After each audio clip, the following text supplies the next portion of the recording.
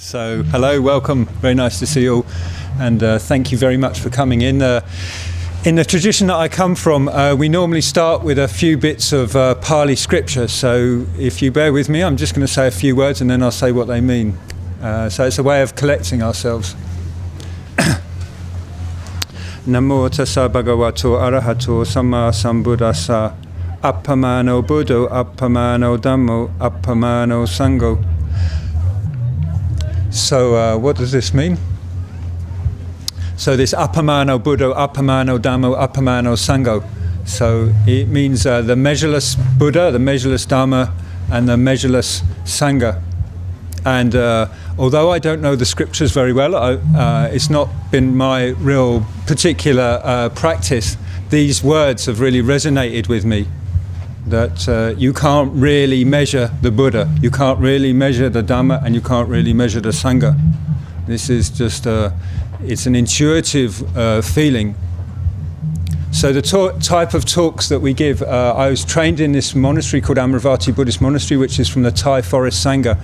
And we're not allowed to research or think about our talks too much before we give them. They have to be spontaneous. And what's happening right now with this group of people. So this is a reflective talk. This is a co-exploration. I'm not really here to teach you something called Buddhism. It's how do these words affect you? Yeah, sitting here right now in this particular, it's quite a strange format, isn't it, really? You know, you're all focused on me, you know, here, and I'm looking at you. But what does it do to you? Yeah, what does it do to you with a person sitting in a robes like this? Yeah, shaved head. Who do you think I am? Actually, when I came last year to Buddhafield, as I entered the gate, somebody said, "Are you dressed in fancy dress?" No, this has been around for 2,000 years. So the title of this talk, Your Presence Makes a Difference, has been very important with the work that I do with young people and my work in being in society as well.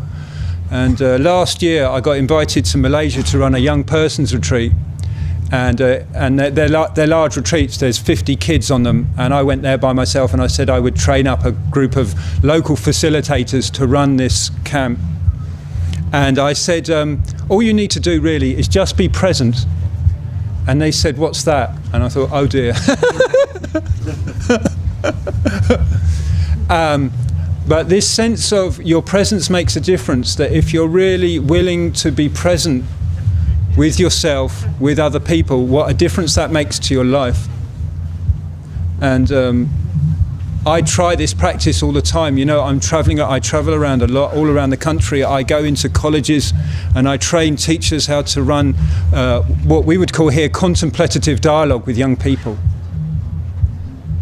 And the core actually of this teaching is being present, but I can't use that word for various reasons, because it's quite secular institutions. So one of the things that, one of the words I use is listening. This quality of listening, paying attention to what's going on. And last week, I was at Euston Station, and just outside Euston Station, there's the Quaker House, and I really like going there. Just this very quiet place in the centre of London. And I was as I was walking into the garden to have my lunch, there was 4 people sitting on the ground, 2 women, and they were drinking a can of beer, and they said, and I was like, you know. But intuitively I had this sense of, I want to go and meet them. So I went down, and they just grabbed my hand like that, sit down, and we were just chatting away, and immediately we got onto energy, right? And although this woman, she says, I've been a cool girl, been a prostitute, and an ex-prostitute and a prostitute here, they're both holding my hands like this and sitting there. And then she showed me her leg. She had a tag around her leg. And she said, I didn't actually ask her what she'd been in prison for. But we had this amazing conversation. And if I'd have judged her with my judging mind, I'd have said, oh no, I'm not going to have a conversation with this person. I shouldn't be around this type of person. But actually, what I found was in her background, she started to tell me about her background. And her background was shamanism. Her family was a shamanism from, I think, somewhere in South America, and somehow she'd got to England. So when we use our thinking minds, you know, we can really split the world up into good people, bad people, right people, wrong people. And it's a really easy thing to do, But the more that we stay present with ourselves, the more that we try to understand how our minds work, then this is where the liberation comes. This is where we can free ourselves and we can start to be present with each other. And within an environment like this, you know, with the Buddhafields, there's a very big element of that. You know, you can see people who want to look into each other's eyes. You know, they want to see, what is that? You know, and what is it? You know, what is it actually people are coming here for? Are they really coming here for the music? Are they really coming here for the food? Are they really coming here for the sangha? What is it people are coming for? What is it we really want in our lives? It's a deep question, you know, and we tend to avoid it by doing the food, by doing all these other things, and not taking time to actually just look inside and see what's happening inside and seeing how that resonates outside. So I notice the mood that I'm in gets reflected outside. You know, wherever I am. I'm in the tube in London. I got my little grotty mood on. I woke up on the wrong side of the bed. It happens to monks as well. You wouldn't believe it, but it does. And there I am. I'm confronted with my ego again. I get the wrong thing. I meet the wrong person. But as soon as I trust in this sense of what I would call spaciousness, yeah, that one takes a breath. Oh yeah. Amaranatho, you're a bit off this morning, aren't you? Yes, I am. Oh, okay. Receive myself. Just receive who I am, with kindness, with gentleness, not trying to beat myself up and say I've got to be the better person, be the kinder person, but just be who I am in that moment. There's a sense of, relief. And through that sense of relief, then I can be present. And then the whole world seems to completely change. I meet a completely different set of people. You know, this is abundance. This is our true nature. Abundance, we don't create abundance. We don't make it happen. We are abundant. This universe only does one thing, and that is it blesses. Now, whether we want to receive it or not, you know, actually most of the time we're saying, well, in my experience, you know, usually we're a bit too frightened of it because it's easy to deal with suffering, actually. You know, the Buddha's teaching of lack, dukkha, hard to bear with. It's sort of easy because it's exciting. You know, I was brought up on excitement. I mean, you look at me, make a judgment. I always like this, you know. Look at me right now, make a judgment about my background, where you think I come from. Just now, just see where you think what I might have done in my past life before I was a monk wearing these robes. What do you think I did? I won't ask you. Well, maybe I should ask you. It'd be fun. You can be rude if you like. Does somebody want to say what I might have been? Yeah, go on, let's go on. Somebody say what I might have been in a previous life before I was a monk. A what? A punk. Yeah, fairly. A what? A builder. I ain't got the belly. I got the bum. A what? A drug dealer. Anything else? A cool girl. I got the skirt. Do you know what? When I was younger, actually, I often thought about being a prostitute. I don't know what it was. There was two things I thought about. Two things I thought about. One was being a prostitute, and the other was about being a criminal. Because I thought the only way that you could ever get silence, the only ever way that you could find peace, was if you went to prison and you got into a small cell. And I thought maybe it's worth actually becoming a criminal to do that. Luckily, I chose not to do that. But you can see, you know, how we can sometimes trap ourselves in this. So actually, my background, I was brought up on a fairground. So this type of setup is very, very normal for me. My father, in the 1960s, there was a big thing called the World's Fair, and it was in London in a place called Battersea Park. And there was a big fairground there, and my father had many stalls there, and I was nearly born on that place because my mum was pregnant at that time. And what was really interesting is I had this long journey how to become a monk and become a monk, live at Amaranatho, and we got invited by there's a Japanese sect. They bang the drums, they build stupas, and in Battersea Park they have a stupa, a Japanese pagoda, and it was the 25th anniversary years, and they invited the monks from Amaranatho, monks and nuns, to go there. Of course, went there, and the monk where he lives was where my dad had an arcade. And the stupa is on the main road of where it was. So it's like, this is kind of strange how worlds again come together. That if we don't really investigate who we are, there's always a little split in ourselves. You know? So this sense of trying to integrate, trying to find out who we are. Yeah, and the way that we can do that is by mirroring in the world. Yeah, and by a deep sense of relaxation. That if we don't really relax, if we don't really settle into who we are, very difficult to find out what are, you know, in Buddhism we call them sankharas, mental formations.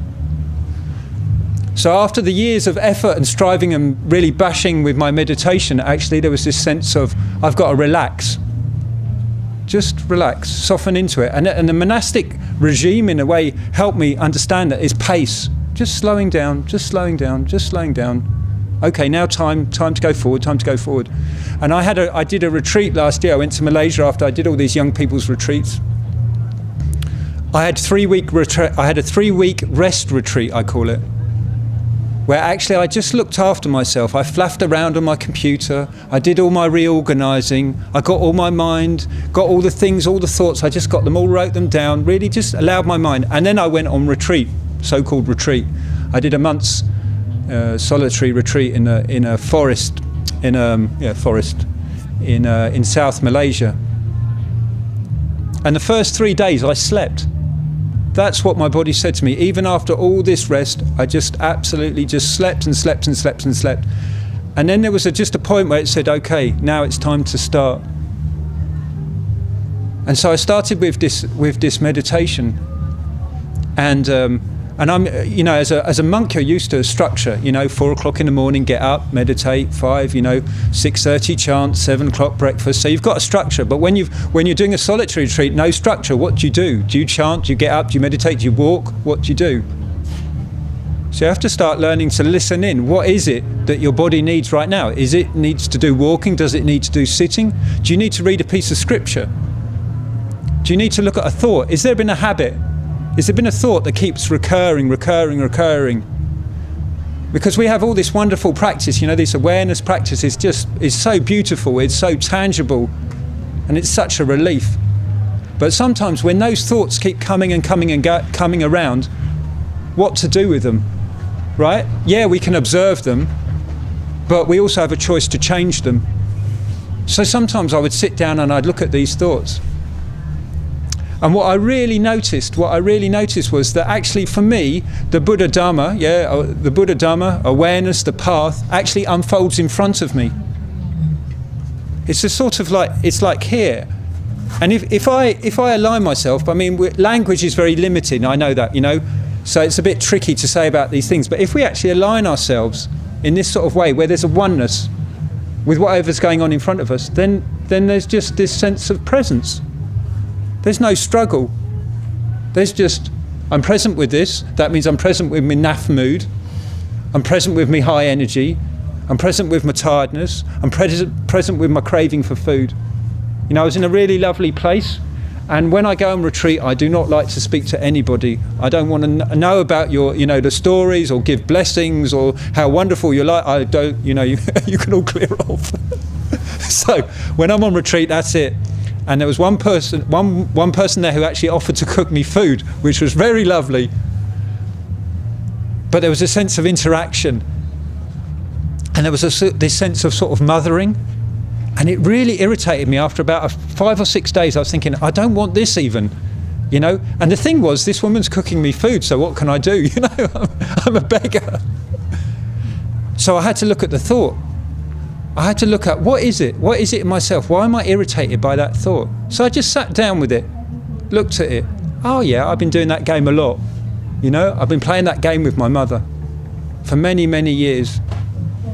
So I just sat down, I looked at it, and I just came at peace with it. I forgave myself, forgave her, forgive myself for having that type of thought, and just rested in this sort of, this really lovely, soft, kind place. And then it just dropped. And then I could be with her. I went in the kitchen and it was a joy. It was a joy to be with her, that she was offering me food and we were in this very lovely reciprocal relationship. This real sense of trust, of love.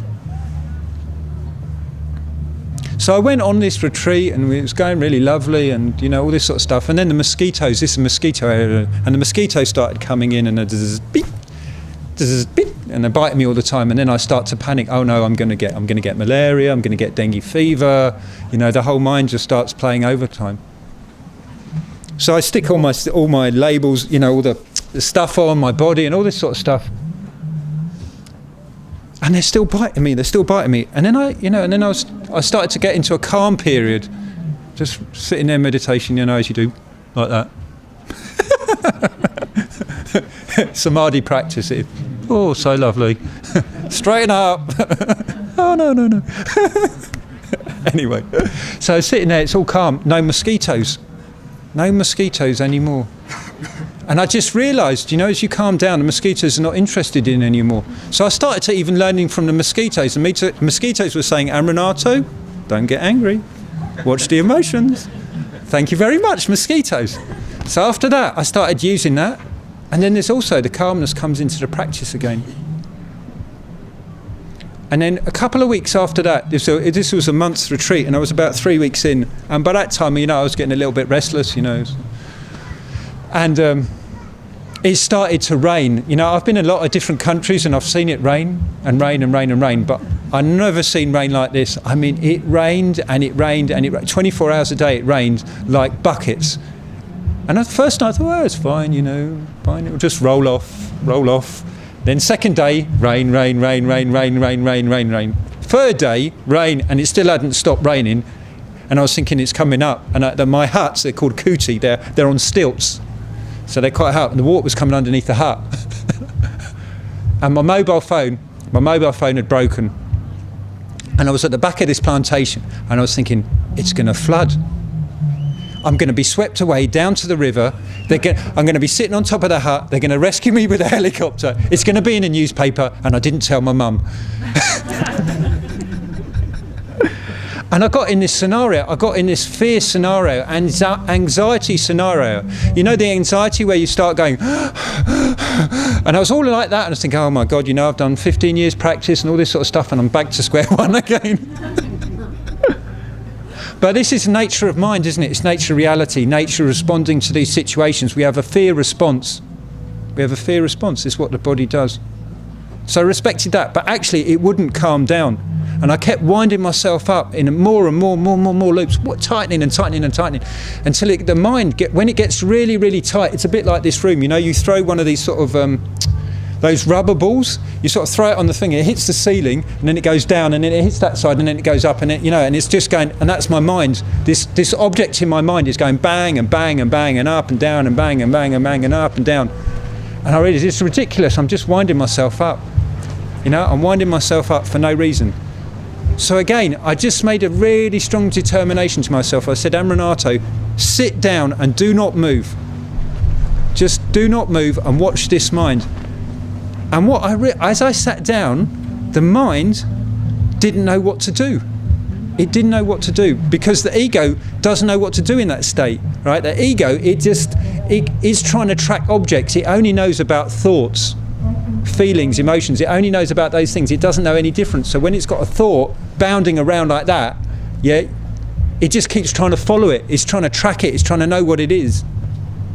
And then all of a sudden I was sitting there like that, and it just dropped. The mind just dropped. And my mind just went quiet, completely still, nothing. And I just realised that's all one needs to do. It's just a choice one makes. That if we really just stay, again, we just stay with those moments, even the intense anxieties, these really intense emotions, that if we just really stay with them, the ego says, I can't deal with it anymore, switch off. And then the only thing that arises is pure presence. pure presence, just this sense of peace. It's even deeper than peace, really. You know, we talk about peace in Buddhism a lot, but peace is still conditioned. You know, we try to find a peaceful place, but the peace from the real peace, the unconditioned peace, has no conditions. You know, in Buddhism it's called the Amata Dhamma, the deathless Dharma, or Amaranatho. My name Amaranatho. Mara means death, Amara means absence of death, and Nato means refuge. So my name means refuge in the deathless. So what is it that doesn't die? What is it in your life that doesn't die? How do you find that? The thing is, you can't find it. You can only recognize it. And how does one recognize it? You know, and then you start getting in an endless thinking loop again. You know, I've got to try, I've got to go somewhere, I've got to try and find it. If I can't find it in this place, I'll find it in the next place. So how can we use convention? You know, being a monk is just a convention. Like yesterday was a full moon. I don't know if you noticed the full moon. This is a Sala Puja. In Buddhism, this is the moon where, in Theravada form, it says that the Buddha gave his first sermon. Yeah, a Sala Puja, and he gave the first sermon was 4 noble truths, the Dhammacakka Sutta. And what's really interesting about the Buddha is that the first talk that he gave flunked. It's brilliant. It's such a good message for all of us. Yeah, the first talk he gave to a wandering ascetic, and he said, this ascetic came up to him and he said, you know, who are you? He was really radiant and glowing, probably, you know, little halo. No, he probably didn't have that. He might have done, I don't know. That's what they got in the pictures. It's just religious convention, isn't it? Everybody nicks it from everybody else's religion, and then they don't know where it came from. Probably some painter in India. Cut that one out. Anyway, so there he, you know, so he walked along and he said to, you know, and the ascetic said, who are you? And he said, I'm enlightened. And the guy goes, yeah, so what? Okay, great for you, and carried on. Yeah, talk flunked. Because you can't make those sort of claims, you know, it doesn't work in that way. So the Buddha, he had a great background. You know, people forget about this, that the Buddha, yeah, he had a very, very, very good education. He had the best teachers of everything. He lived in a palace, you know, a very, very strong education. So it's not to say that you need a strong education to understand Buddhism, but just so that you can understand the framework and the way that he was teaching from. So he looked, you know, the 4 noble truths, yeah, 4 noble truths, which is the Dhammacakka Sutta, yeah. Why is there awareness, yeah? Why is there suffering? What is suffering, yeah? Why do we suffer? How does suffering end? Yeah, and what's the pathway out? Is actually the way that Ayurvedic doctors treat people. Yeah, so he just used this basic doctor's teaching. Yeah, you're suffering. What's the root of it? Yeah, what medicine do you need in order to cure your suffering? So he just used this core teaching. So this Dhammacakka Sutta, right, is really interesting because Dhamma, yeah, means truth the way it is. Chakra, yeah, means wheel, right? So if you look at it on a very conventional level, it says the wheel of Dharma, right? That's one level, one way of looking at it. Chakra also means eye, the eye of the Dharma, yeah? So how, you know, this eye, third eye. So there's many different levels of these teachings. So when we explore in our own being about who we are, we also have very different levels of being, very different levels of consciousness. And I've been really, personally, very, very affected by a Buddhist philosopher called Ken Wilber. I mean, I don't know if some of you know of him. He talks about this integral practice, right? And for me, this has been absolutely crucial, because what I found is that also my meditation did not do it. My meditation didn't do it because of some of the levels of where my habits came in would not be affected by meditation, because when you sit with your eyes closed, yeah, you're not in relationship with the outside world. And mental formations, yeah, sankharas, are formed in relationship. They're formed in with your mother, your father, sometimes with society, culture, you know. And you can remember when you were a kid, if you're let's say this high, 4 years old, your mother, your father, they're very big. So when you look up like this, if they say something, it's as if a giant told you, and it can go straight in your mind. Yeah, and create a very strong sense of conditioning, so that when you meet somebody else, very tall, very powerful, yeah, monk, sometimes, none, then that mental formation comes up, and you don't understand why you spoke like that, why you reacted to that situation. So this willingness to actually use different practices to explore in these different levels. So I've used many different things, and that my core practice is, if you like, is shadow work. That if you don't look at your shadow, if you don't look what happens in the field, you start acting very funny.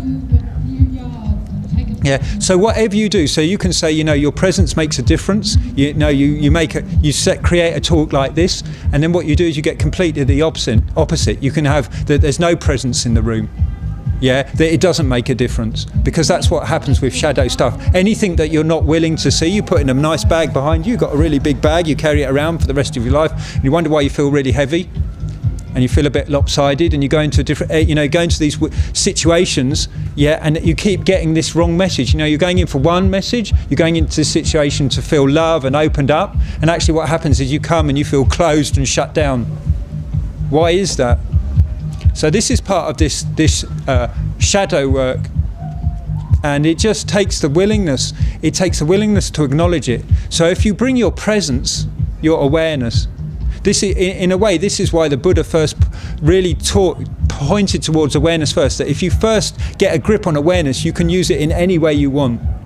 Yeah, I actually don't care how you use it. Yeah, because once you've got a grip on it, you'll find out intuitively how to respond to the situation.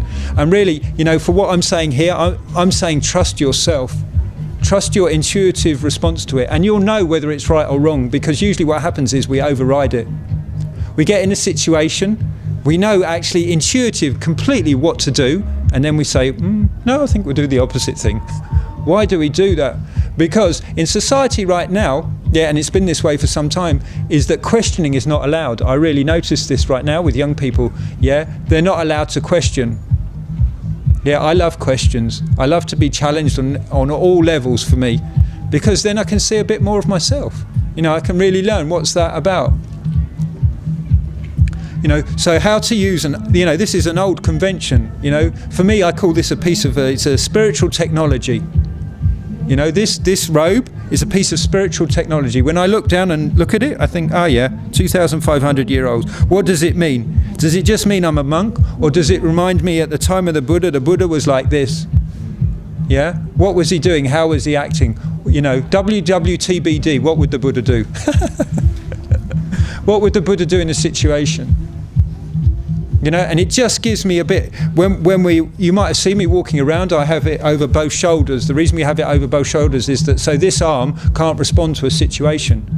I was in a tube many years ago in London when I was just early ordained, and I was pretty nervous. When you're wearing this, there's a lot of projections and people coming towards you and saying all sorts of things. And there was this really, really big guy coming towards me, and intuitively from fairgrounds, you see, I put my hand up, and I put my hand up and pulled it out like this, like ready, because I thought he was going to come and hurt me or do something like that. And I was sort of just ready for him. And he came up and he put his hands together like this. He said, "Excuse me, sir, can you tell me where I can get the Lotus Sutta?" And I just felt about this, felt about this small. But what I learned from that situation, again, is this sense of presence. That if I really trust in the present moment, I will know when it's right to respond in a situation, and when it's also wrong or move away from a situation as well. I was in Leicester Square, Covent Garden, a few months ago, and there was a big football match. And there was a whole load of people outside the pub there, all drunk. And usually that sort of scenario wouldn't really worry me that much. But I just had the sense of it, don't go there, Amaranatho. Don't walk up that road. It's not worth it. And I just had that sense of, don't need to do that anymore. Before it'd be all bravado, yeah, come on, mate. Yeah, you want to have a go? I'll have a go with you. But I just don't need that. I don't need that habit. I just don't need anymore. It's an old habit, and it's like, thank you very much. You've really provided something for me. We have to acknowledge these old habits.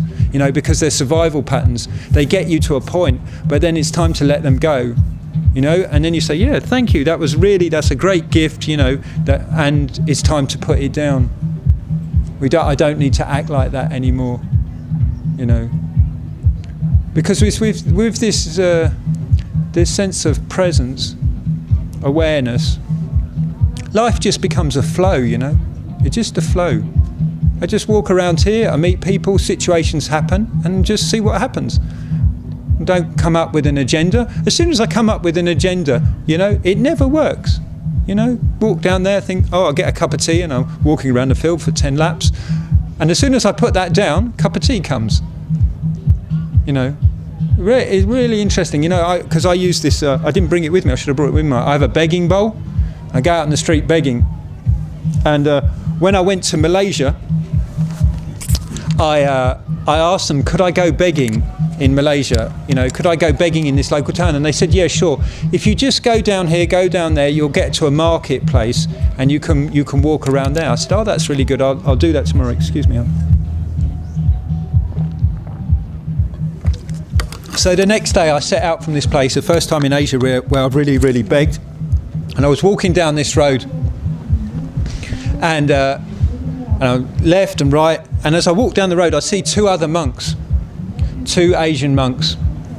And I just, when we're with our bowls, we just look down, eyes downcast, just walk down the road, just tension in the body, and just noticing how that affects us. Walk down the road, and I just see this, like, again, I see these two hands. Come over here, come over here. What shall I do? I'll go over there. So I go over to the two monks, and these two monks, they had a wad of money in their hands like this. And I come from a tradition that doesn't use money. It doesn't handle money. So it's like, well, okay, they got money, I don't use money, that's fine, that's their business. And they pull out the money, and they said, look, here, we want to give you some money, go and buy some food. I said, well, no, you know, I come from a tradition where we don't have... Oh, yeah, I know what tradition you're from that forest tradition. Okay. They said, you're never going to get any food down this road, there's no markets. And I said, no, look, I've been told, my friends have told me, you go down here, you go left, you go right, you get... They said, you got it all wrong. And I was absolutely, no, I'm convinced, I've done the left, I did the right. And they said, no. And they said, well, I'll tell you what, we'll come with you. We'll come with you. I said, well, yeah, okay. I was a little bit embarrassed, really. I was thinking, you know, there's three of us, me with a bowl, then with a wad of money, walking down the road. What do you do? Anyway, so play it cool, Amaranatho, it's fine. You know, they're doing their bit, I'm doing my bit. So we walked down the end of this road, and I was on this island called Penang, Penang is an island, and so basically if you walk anyway, you hit the sea. And we walked down the end of this road to the sea, and they were right. I'd got the wrong road. And we got to the end of this road, and at the end there's this... there's a big shopping centre, great shopping centre there, and on the bottom of the shopping centre there's McDonald's. McDonald's! Oh, we get you some food in McDonald's. So we cross the road. They take me and they stand me outside McDonald's with my begging bowl, and they go inside. And they go and look at the menu, and then they come outside again, and they say, "What do you want?" And I'm like, "I don't know. I haven't had McDonald's for years." Actually, the last time I had McDonald's was actually just before I ordained. It was my last £5. I went to Hemel Hempstead, the drive-in McDonald's. I got a car from the monastery, sneaked out. Oh yeah, sorry, that's not. Cut that one as well. Went to McDonald's. I said, can I have a veggie burger? I was vegetarian. Have a veggie burger. I had this veggie burger, sat in the car, ate it. Made me absolutely ill as the food is so fast. Anyway, they go into the McDonald's restaurant, and they go in, they say, what do you want? I said, okay, I'll have a McDonald's breakfast. Yeah, vegetarian, please. Okay, so they come out, they get me 2 McDonald's breakfast. They come outside, and then in Asia, normally when you're begging, you don't wear shoes, right? But I'm a Westerner and arrogant, and I wear my shoes. And I was wearing my shoes. And so they turned around and they said to me, would you mind taking your shoes off before we give you the food? And I was just busting my gut. I was laughing so much. So anyway, they put the food in the bowl. I said thank you. I gave them a blessing, which is kind of weird anyway, really. But why not? It's an opportunity. Give them a blessing. They gave me the food. I was happy. But you can really see with religious conventions, you know, how we can get lost in it. You know, one person's got money, the other person hasn't. In Asian culture, you got to not wear your shoes when you go begging. In Western culture, we wear our shoes when we go begging because it's cold and wet and miserable, you know. And if you go in winter here, you know, it's really difficult. You know, sometimes I've been down to our local village, Berkhamsted, in the middle of winter, you know, and it's absolutely freezing. In fact, one time I went begging in Hemel Hempstead, and it was the Saturday before Christmas. And I thought, that's it, I'm going to be on a right earner here, you know, my bowl's going to be coming out, it's going to be full up, I better take my big rucksack. So, and I have an interesting thing actually about begging, because when I go begging, because I'm vegetarian, I always pick a monk that's not vegetarian, and then we swap our food. So I tried to do it in the beginning, I really tried really hard, but I just got ill, you know, I just found it really hard on my system. So anyway, so I'm there at Christmas time, and I'm waiting for the food. And what I noticed is people that shop at Christmas time have no interest in anybody else. They couldn't give a monkeys. They're like this. Honestly, I saw them. I mean, you notice next Christmas, you have a look. People shop like this, right? And they're totally focused. You know, they got great attention. You know, this list, those presents, that shop, nothing else. Lidl's probably, you know. So anyway, they're like this, and I'm standing outside a baker's. You know, I'm thinking I've got to score something. You know, actually we stay. You know, this is how the ego works, isn't it? You know, you walk along a high street and you think, which shop are you going to score the best out of? In Asia, you know, we wander around with our bowls. You know, and on the streets, it's very difficult to do that here because people can't really recognise what you're doing. So we stand outside shops. So on the good days, I stand outside Marks and Spencer's. Anyway, there I am outside this baker, and they're there with their list, you know. And on that day, I didn't get anything but a sausage roll and an orange. You know, and that's the sense of presence. That's the sense of presence. You know, wherever you direct your mind is what you see. If you direct your mind towards your list, that's all you're ever going to see. And this sense of willingness to step back into something broader takes a willingness and an intention. You have to set up an intention in your mind to be willing to open and receive. You know, in a way, the job of a monk is receiving. Yeah, actually, giving and receiving are the same thing in the end. When you give something, you receive something, and when you receive something, you give something. This is all part of abundance. I love the word abundance. You know, I've done lots of therapy workshops on abundance, and I came. You know, they all, you know, ask what's abundance, and for me, I say abundance. You know, there's a sense of joy with abundance, and sometimes in Buddhism we can really get into a sense of lack, into a sense of suffering. You know, I must suffer. It says it in the Buddhist teaching, suffering. You know, 4 noble truths. There is suffering, so I ought to suffer, or I ought to make it more difficult. But that's not what the Buddha was saying. Right? If our true nature is pure, innocent, free, then we just need to rest in that, to sit back into it and just notice it. It's there all the time. It's there all the time. It's just a choice that we make. You know, and sometimes we get caught up in our habit patterns, and it's very easy to do, you know. It's easy to do, but we just keep reminding ourselves, you know. And how do you set up the reminders? You know, for me, because I travel a lot, you know, what can you use in this culture? So I use churches. They're everywhere. Every time I see a church, that's a reminder, stay present. Where's your mind right now? How's the body feeling? Yeah, where's your thought? Yeah? And then a few years ago, they had these horrible, well, I mean, you might like them, but I think they're horrible, 6-foot Father Christmases. You know, stuck outside houses, and every time I was going around, I say, "Oh, I hate those damn things. Why would somebody want to pay 10 quid from Maplin's to buy one of those things?" Right? And then I thought, there I go again. There's the judging mind.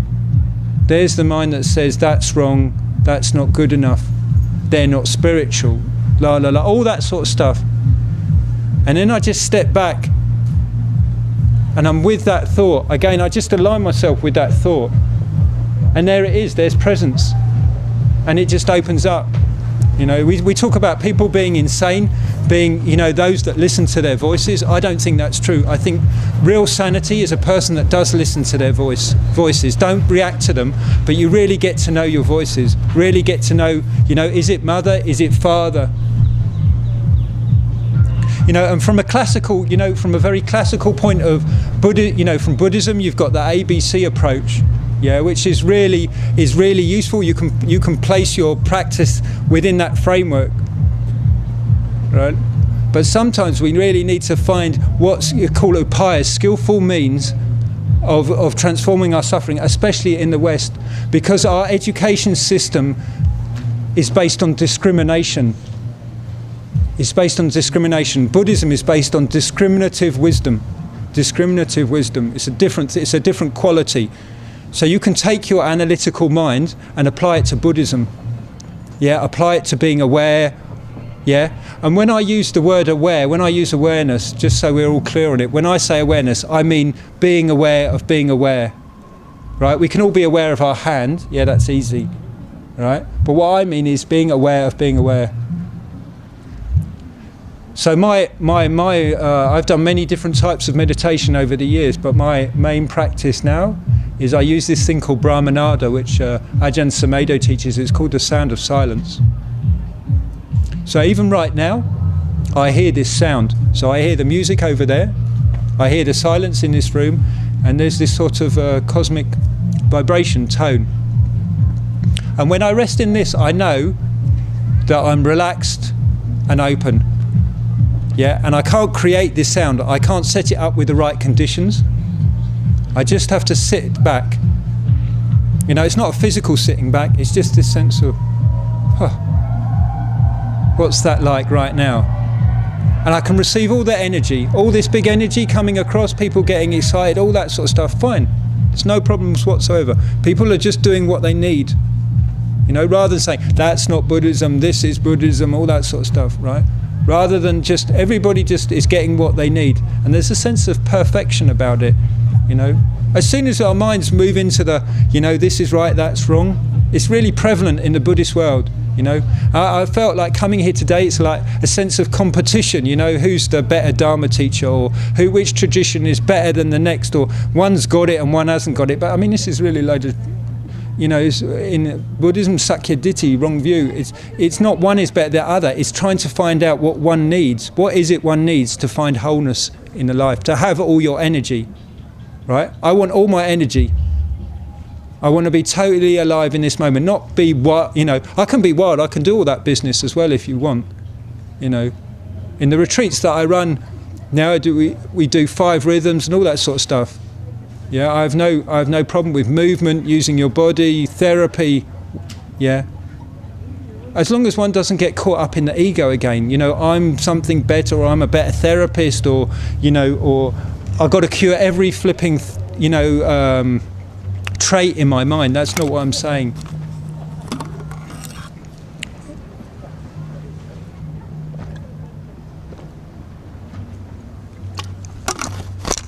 It is this real quality of listening and attention, of just trying to notice how does things affect you. You know, this is a reflective state of mind. It's very, very natural state of mind. You don't have to think to do this. You don't have to have any practice in a way.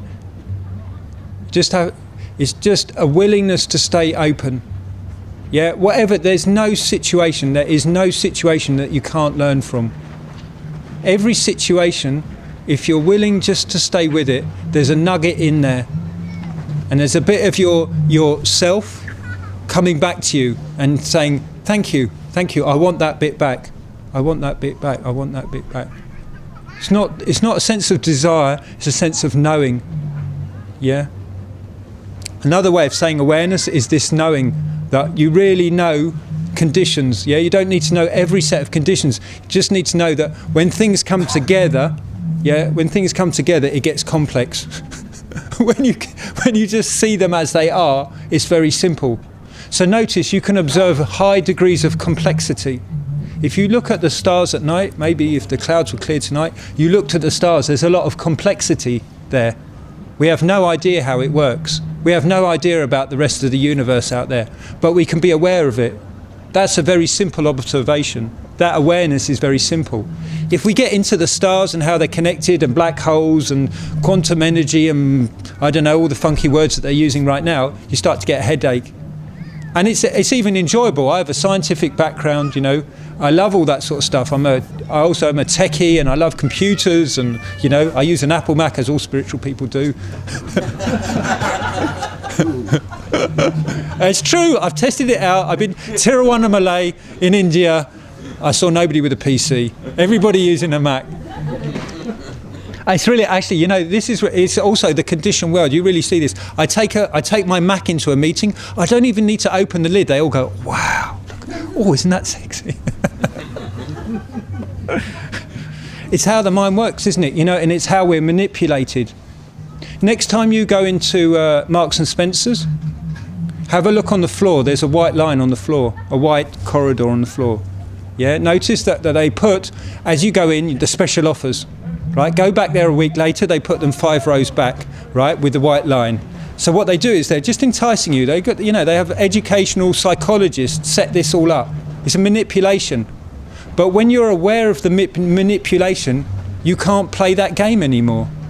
So the more that you become aware of yourself, the more that you free yourself from all these, you know, this consumerism and all that sort of stuff. You don't need to play that game. And for me, this is how real change happens. You know, it changes by us being more and more aware of ourselves, and notice how we are being manipulated by very, very, very, very clever people. I saw this thing about the news of the world. I loved it, actually. The news of the world is great. What a paper. I don't read it. But I did see an article about it, and it was a review about the news of the world, and it had big capital N, small capital O, and then big capital W, now. I thought, that's it, it's Buddhism. It's all in the present moment now, here and now. Even you can see, you can even use the word, the news of the world. You know. So you can see how we get manipulated by newspapers. I don't know if any of you read the Metro. They give it away at these train stations. It's the most appalling piece of newspaper I've ever seen. And because I travelled into London a lot, I used to read it because it's free and it's on the seat and everybody's throwing them on the floor. So pick it up, read it, and then I couldn't work out. Every time I come back to the monastery, I'd have a headache. I'd have a headache right here, forehead headache. I kept thinking, water? No, I drank a lot of water. My food? No, I had good food. And I'd start to experiment as I go on the train, and then I realised I stopped reading that newspaper. Because all these things are nutriment. We can have food as a nutriment. The quality of food affects us. I'm living on an organic farm at the moment, and I know that eating organic food has a big effect. You can taste it. Yeah, you can feel it cellularly. Yeah, quality of water. Yeah, the quality of what we read, what we put in our mind. So as we become more aware, we choose what we put in our mind. Like my brother a few weeks ago, he wanted me to watch this film. It was I forgot the name of what the film is, but it was about some guy in a prison or something like that, you know. And I just noticed watching it how aware I had to be of that film was just completely going straight into my mind. You know, it just, funny enough, when I joined the monastery, I actually hadn't watched, I'm not sure I should say this publicly. Anyway, it doesn't matter, who cares? I hadn't been to cinema for 5 years. I'd left a very travelling life. I travelled all around the world and all that sort of blah, blah, blah, and lived as a sort of hermit in a way. And when I came to the monastery at Christmas time, we have a video session. It's the only time of the year, and we had a few films, and somebody brought in The Matrix to watch.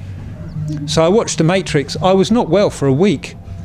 My whole body was shaking. You know where they go, and the coats and the guns, and they're going through and flipping up the walls and shooting it all out. My whole, it was like this. Because these films are so damn powerful, and they know, again, what to put into how to manipulate your emotions. You know, they're so skilled at it. You know, sometimes when I'm flying on the plane and I watch a few videos, you know, I'm crying and what's happening? But they're so strong. They're so strong how we can get manipulated. So if we can get manipulated just by watching a video which is fake, look what we can do with our thoughts. Why are we listening to our thoughts? Where did those thoughts come from in the first place? Who gave you the thoughts? Who gave us the thoughts that, this is better than that? So this is our social, cultural conditioning, and we have to uncondition ourselves so we can see who we really are, what our true essence is. The reason why I use presence is because present as in gifts, because monks receive gifts, so I wanted to make a bit of fun about that. But the other thing is presence as in your pre-essence.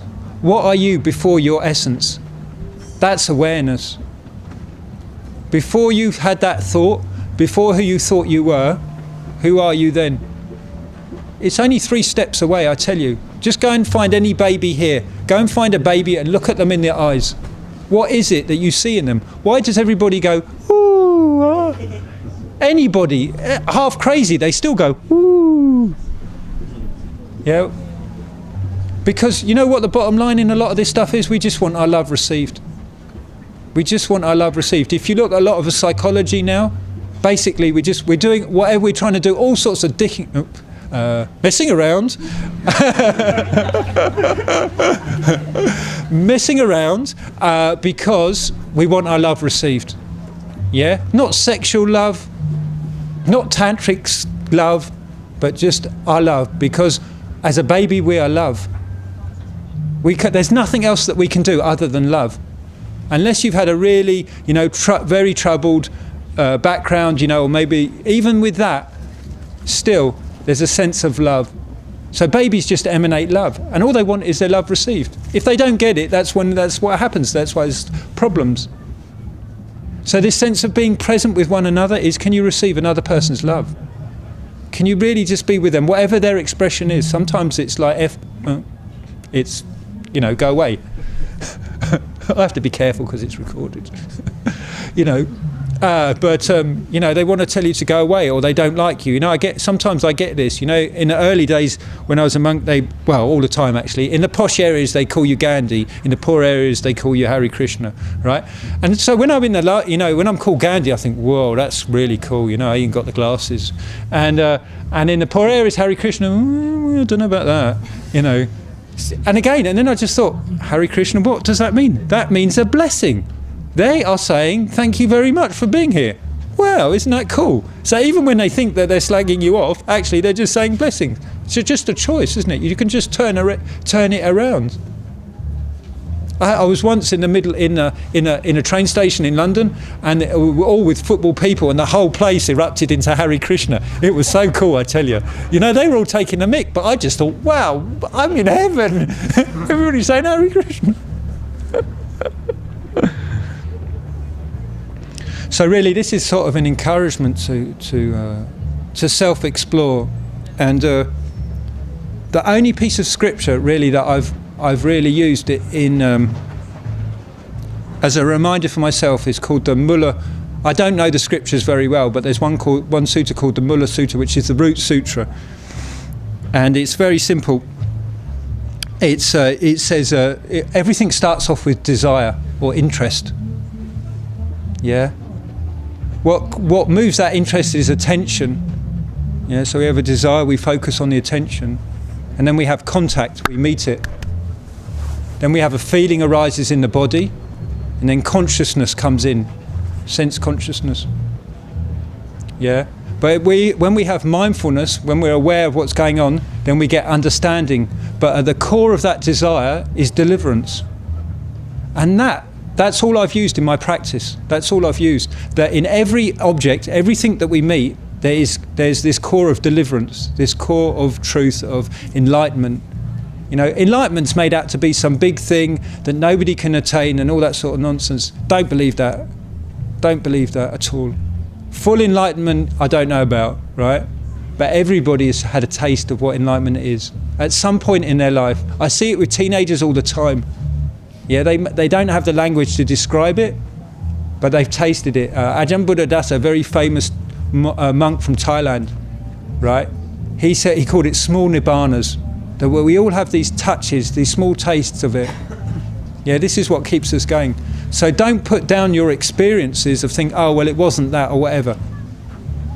trust in that, and trust in developing that sense of what that might be.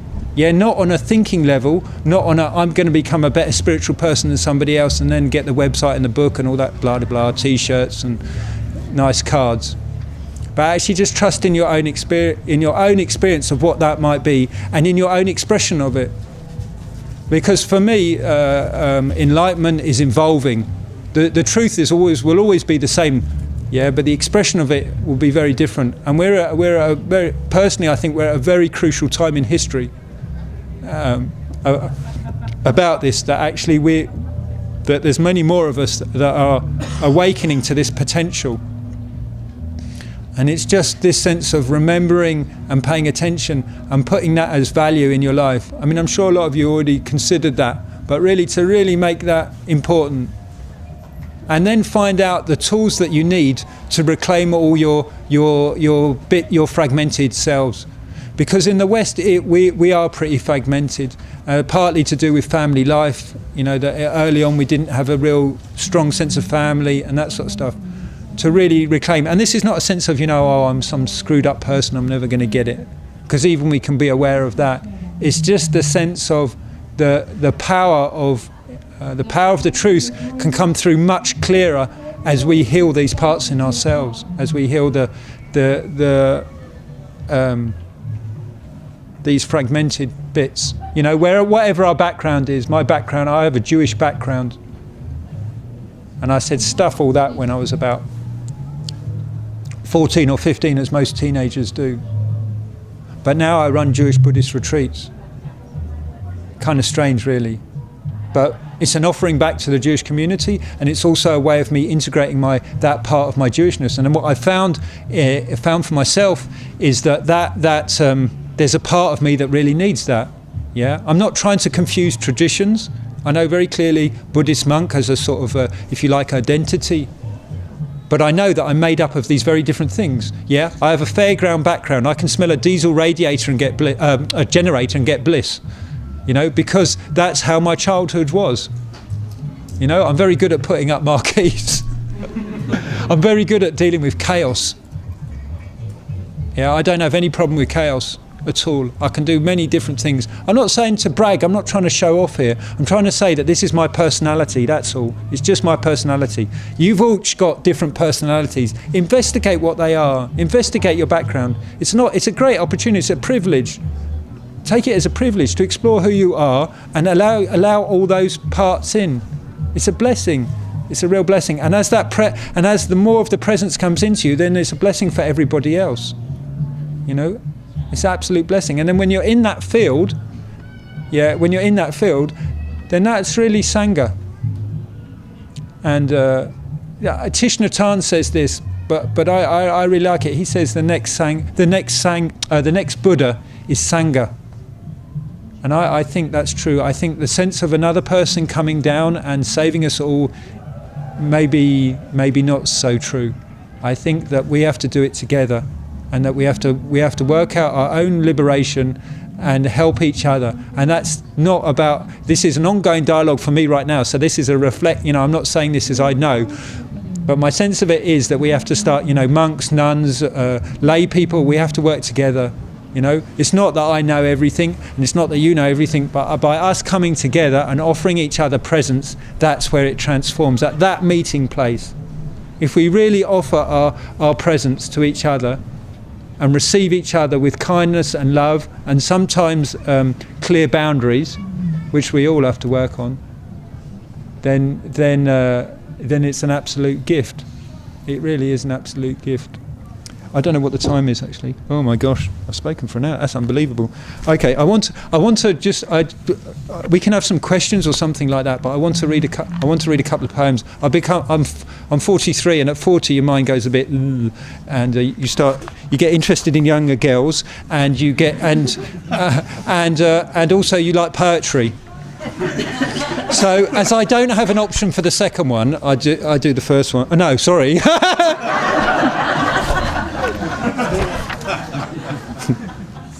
So I've got a bit into poetry. So this is called Sweet Darkness. It's one of my favourite poems, and it's helped me a lot personally. I can't do it as good as David White, but I'll try. So it says, when your eyes are tired, the world is tired also. When your vision has gone, no part of the world can find you. It's time to go into the dark, where the night has eyes to recognise its own. There you can be sure that you're not beyond love. The dark will be your home tonight. The night will give your horizon further than you can see. You must learn one thing. You must learn one thing. The world was made to be free in. Give up all the other worlds except the one which you belong. Sometimes it takes the darkness and the sweet confinement of your aloneness to learn. Anything or anyone that does not bring you alive is too small for you. Anything or anyone that does not bring you alive is too small for you. When your eyes are tired, the world is tired also. So if you really want your energy, open your eyes. Take time inside, yeah. But don't settle for mediocrity. Mediocrity, that word anyway, the M word. Don't settle for that. Settle for something much higher up, much higher up. And this awareness is this way in. And it's not difficult. In fact, it's so damn simple that we make it difficult and produce loads of books about it this thick. But it's just a shift in attention. There's the Rocky Horror Show, just a step to the left. It's just a step to the left or right, or whichever way they say it, really. Just partly get out the way. Develop a sense of awareness, yeah? And then through that sense of awareness, yeah, explore all the bits and pieces, yeah? And have all your energy. You all deserve to have all of your energy. There's not one person in this room, actually not one person here, that's not innocent or pure. Our true nature is pure and innocent, and nobody can take that away from you. Only you can do that through choice. You can give it to somebody else. You can say, I don't. But actually, that's your choice. So reclaim it back and have all your energy. It's a much nicer way to live, honestly. I find it, it's been amazing. It doesn't mean that life is easy. It doesn't mean that you don't feel pain. It doesn't mean that you don't go crazy sometimes, right? But what it does mean is that you can stay with a lot of things and you can receive people for the way that they are. And for me, that's an absolute joy.